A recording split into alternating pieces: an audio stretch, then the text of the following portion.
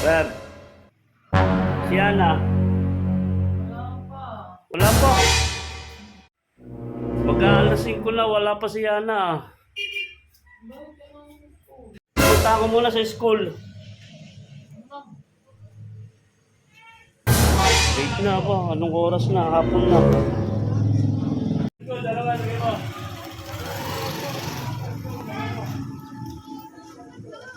Nagpunta si Yana dyan. Hello, Ate Kikay. Soft out. Nakita mo yun? Yana. Kanina pinagpauwian niya siya. Punta ako sa school. Saan kaya nagpunta yun?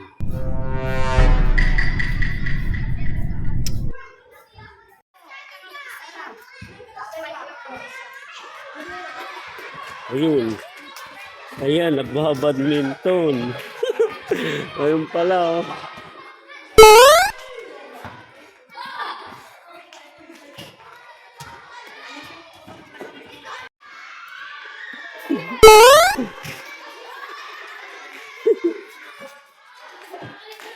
Hindi ako nakikita.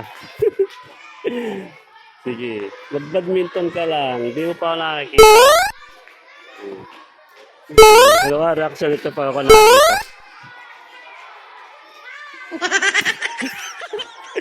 Oy!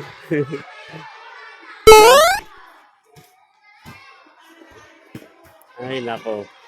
Kaya pala late na to. Nagmabadminton pa.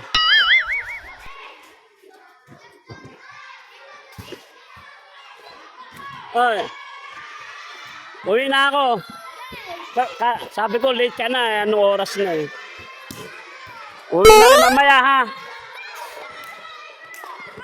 Ang daming bata oh. Daming bata oh. Oop! Ang galing.